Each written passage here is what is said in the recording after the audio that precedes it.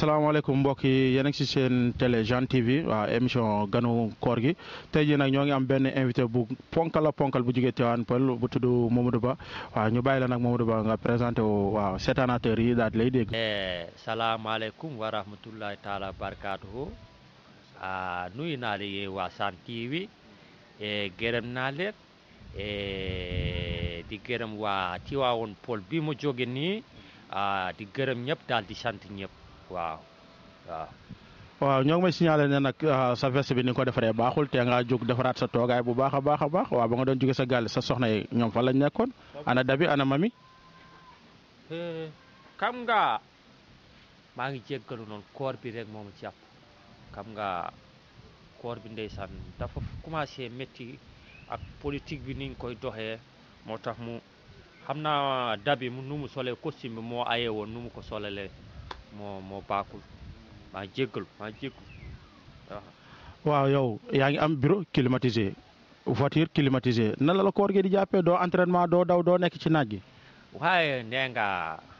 voiture climatisé nee nga kër climatisé waaye biir climatisé amul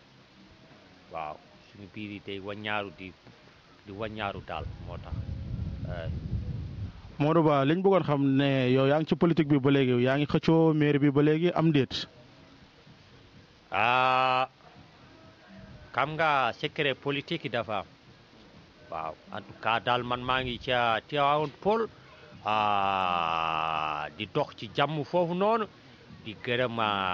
suñu maire bi fa nekk bi fa yàlla teg noonu muy Papa Diop di ko buuk rek waaw après nag. xam nga rek élection yi bu ñëwee itam mu may Mamadou Ba rek mu toog waaw mu wàcc seese rek waaw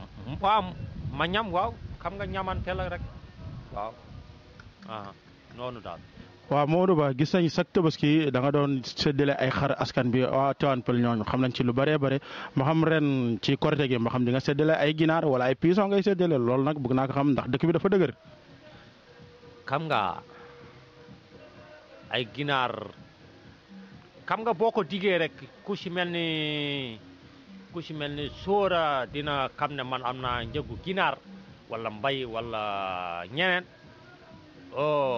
ñu dégg loolu rek ñoom ñu ñëw bàyyil ma def ko secret parce que lépp loo gis rek secret la daal waaw après ñoom ñëpp dinañ jot seen wàll daal incha allah. kon daal moo ngi ñëw. waaw kuy def lu baax da ngay def ndànk rek waaw. waaw monsieur le maire soo jëlee Tivaouane Peulh fan nga koy yóbbu laa bëgg a xam Tivaouane Peulh naka nga nar a def parce que lotissement bi fii baaxul am nañ problème ndox am nañ problème courant waaye léegi nag yow nan nga nar a def nag ba loolu lépp yemb. xam nga li président wax mooy Sénégal émergence ma de ko man noonu Tivaouane Peulh émergence waaw dinaa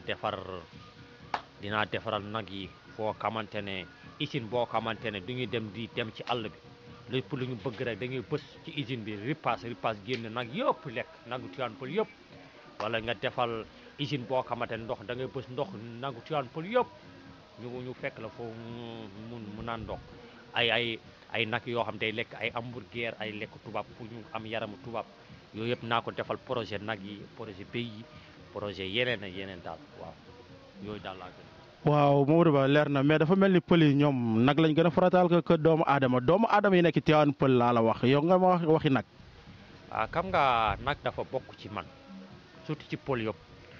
kon noonu nit ñi pël yi boo defaralee seen nag seen béy rek defaral nga leen waaw njaago yeeg bambara yeeg affaire naa leen defaral ay marché ay boutique yu bëri ay yeneen tarawaay. yooyu daal dinañ ko def daal mu ngi suñu projet waaw secret politique dafa am yu ndawaan dama koy denc waaw. waaw Mamadou Ba laaj yi tontu yi tamit leer na bu baax a baax waaye léegi ñu laaj la nag sa kàddu gu mujj nag. sama kàddu gu mujj mi nanaan dum de comprendre ma lool. waaw ki ñu fi dalaloon mooy Mamadou Ba nekk politicien bu mag bu nekk Tivaouane Peulh fële ne le Tivaouane Peulh ñëpp ràññee nañ ko fa nag xam nañ baax xam na ko waaw léegi nag kon ñoo ngi ñëw tëj émission bi ba beneen.